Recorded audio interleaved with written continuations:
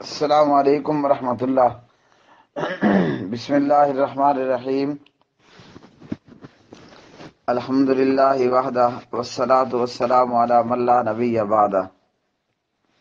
اس حدیث کی وضاحت فرمائیے۔ یہ آپ کا سوال ہے۔ سعد بن ابی وقاص رضی اللہ تعالی عنہ اپنے اونٹوں میں تھے، مطلب اونٹوں کے باڑے میں تھے۔ ان کے پاس ان کا بیٹا آیا تو جناب سعد نے اسے دیکھا تو کہا، میں اس سوار کے شر سے اللہ کی پناہ میں آتا ہوں۔ وہ نیچے اتر آیا اور کہنے لگا، آپ اونٹوں اور بکریوں میں مشغول ہیں اور لوگ بادشاہت کے متعلق جھگڑے کر رہے ہیں۔ تو سعد نے اپنے بیٹے کے سینے پر ہاتھ مارا اور کہا، خاموش ہو جاؤ۔ میں نے رسول اللہ صلی اللہ علیہ وسلم سے سنا، یقیناً اللہ تعالیٰ متقی بے پرواہ اور گمنام بندے کو غنی بے پرواہ بندے کو پسند کرتا ہے۔ وضاحت یہ ہے میرے بھائی، اپنے کام سے کام رکھنا چاہیے۔ حکومتوں کے چکروں میں اور سرداریوں کے چکروں میں، بڑا بننے کے چکروں میں نہیں پڑنا چاہیے۔ اپنے کام سے مطلب رکھنا چاہیے۔ تو بادشاہت ہو یا حکومت ہو یا وزارت عظمیٰ ہو، ان چیزوں میں نہیں پڑنے چاہیے۔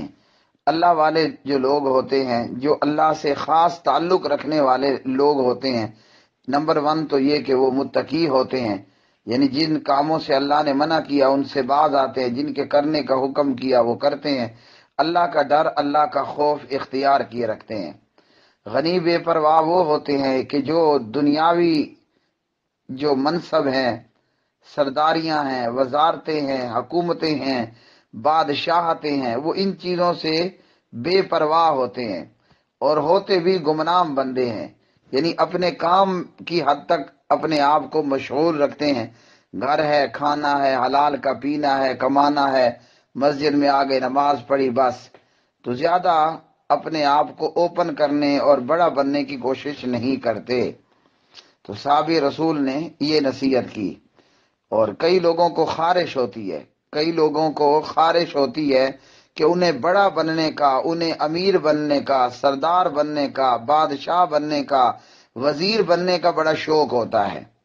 وہ ہمارے نچلے سے نچلے طبقے میں اگر ہم دیکھ لیں یا ہمارے بڑے سے بڑے طبقے کے اندر ہم دیکھ لیں، جناب سعد رضی اللہ تعالی عنہ کی اس روایت سے ہمیں یہ معلوم ہوا کہ بڑے بڑے عہدے لینے سے اور حکومتوں میں آنے سے اور بادشاہوں کے قریب جانے سے اور بادشاہ بننے سے اور وزارتیں حاصل کرنے سے اپنے آپ کو بندہ جتنا ہو دور رکھے۔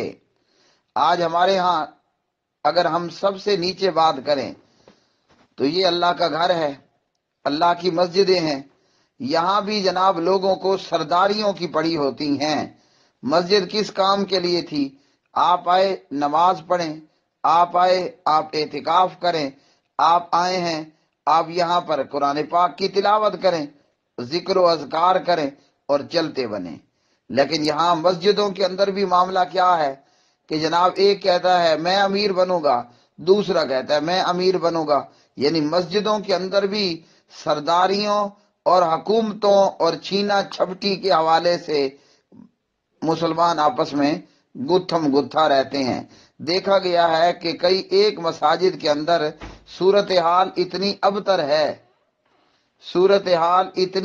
ہے کہ ایک ہی مسجد کے اندر 2 کمیٹیاں بنی ہوں گی، 2 کمیٹیوں کے علیحدہ علیحدہ امیر ہوں گے، اور بد نصیبی مسجدوں کی صورتحال کئی مساجد کے اندر اتنی ابتر صورتحال ہے کہ ایک مسجد کے اندر 2 امام ہوں گے۔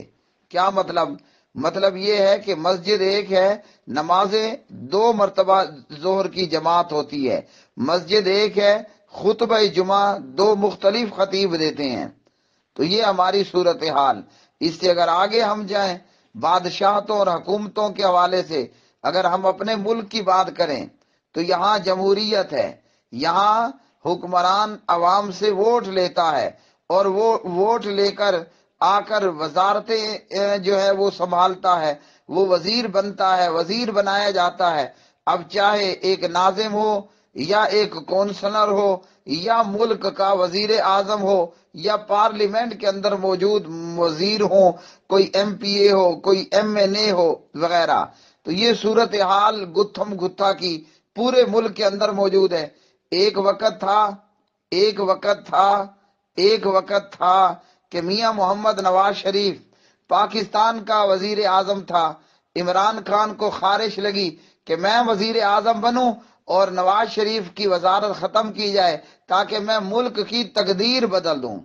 نتیجہ یہ ہے کہ اس خواہش زدہ نے جتنے نعرے لگائے تھے، جتنا بدو بنایا، بے وقوف بنایا عوام کو کرسی حاصل کرنے کے لیے، اپنے ہر نعرے کا الٹ کیا۔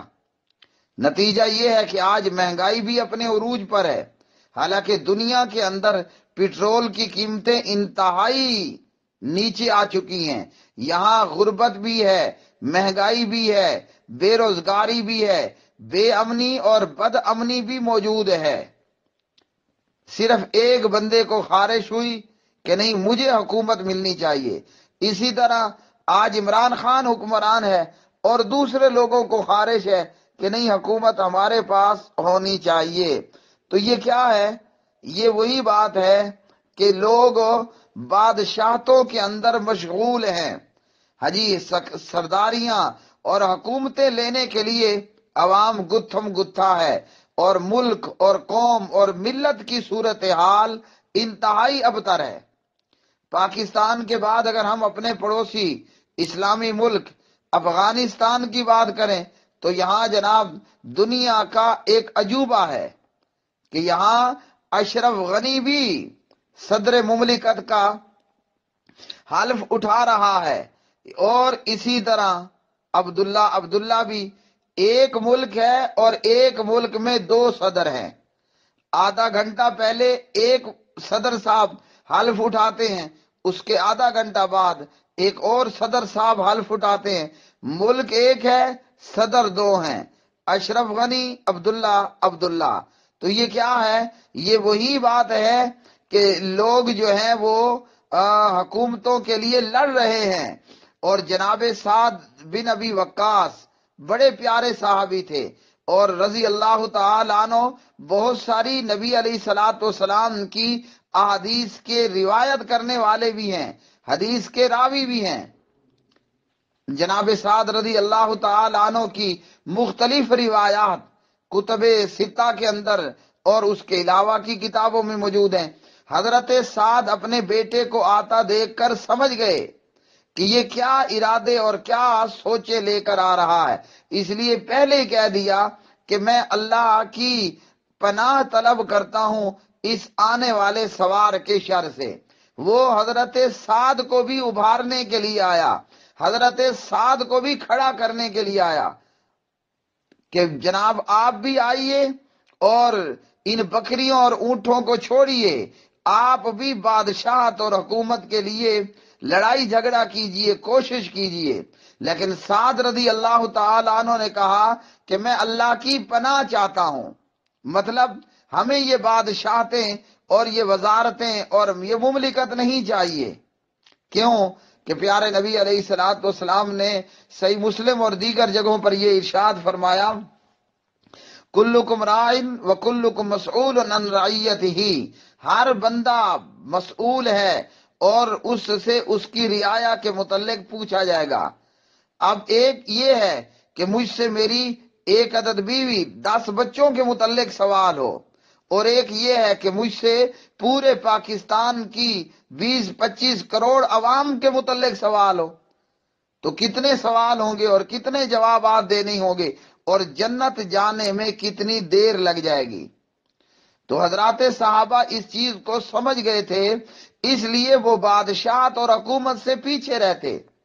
یہی وجہ تھی کہ ادھر نبی علیہ السلام کی وفات ہوئی ہے، صحابہ کرام سقیفہ بنی ساعدہ کے اندر بیٹھ کر مشورہ کرتے ہیں، اور پھر اس مشورے میں جناب ابو بکر صدیق رضی اللہ تعالی عنہ کو مسلمانوں کا پہلا امام اور پہلا خلیفہ نامزد کیا جاتا ہے، اور اسی طرح یہ سلسلہ آگے چلتے ہوئے جب حضرت عمر رضی اللہ تعالی عنہ نے حکومت اور حکمران کے قائم کرنے کے لیے، منتخب کرنے کے لیے کمیٹی بنائی، تو کمیٹی کے لوگوں نے کیا کیا کہ خود بادشاہت لینے کی بجائے دوسرے کو دی۔ اور ہمارے ہاں کیا ہے کہ یہاں نچلی سطح سے لے کر اوپر کی سطح تک ہر بندہ حکومت اور کرسی کے لالچ میں گتھم گتھا ہے۔ نتیجہ یہ ہے کہ ملک ہو، قوم ہو یا ملت ہو، پوری طرح ابتری کا شکار ہے۔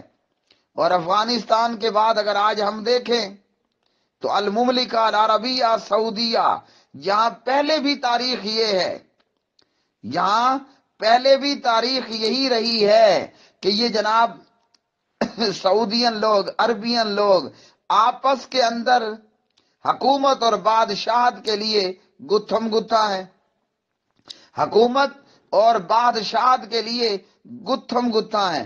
اب نامعلوم بیت اللہ کا ویران کر دینا یہ کرونا وائرس کے اثرات سے ہے یا اندرونی خلفشار کی نشانی ہے؟ تو نتیجہ کیا ہے کہ آج ایک مملکت کا یہ حال ہے کہ اپنوں ہی کو مارا جا رہا ہے، اپنوں ہی کو پکڑا جا رہا ہے، اور شاید غداری کے نام پر اپنوں ہی کی گردنیں بھی اتار دی جائیں۔ تو پوری قوم اور ملت آج حکومت کے لیے گتھم گتھا ہو چکی ہے، اور نتیجہ کیا ہے کہ کافر ہماری ان کمزوریوں سے پوری طرح فائدہ اٹھا رہا ہے۔ ہمیں اپنی بادشاہت اور کرسی کی فکر ہے، چاہے ملک کا، قوم کا، ملت کا بیڑا غرق کیوں نہ ہو جائے۔ تو جناب سعد بن ابی وقاص رضی اللہ تعالی عنہ کا یہ فرمان اور ان کی یہ بیان کردہ روایت مسلمان امت کے لیے ہے۔ یہ روایت علامہ ساجد میر کے لیے ہے، یہ روایت علامہ حافظ سعید کے لیے ہے، یہ روایت علامہ مولانا فضل الرحمان کے لیے ہے، یہ روایت جناب عمران خان کے لیے ہے، نواز شریف، شہباز شریف اور زرداری کے لیے ہے۔ عقل مند وہی ہوگا، سمجھدار وہی ہوگا جو حکومت اور بادشاہت اور امارت کے چکروں میں پڑنے کی بجائے اپنے آپ کو اپنی حدود تک ہی محدود رکھے۔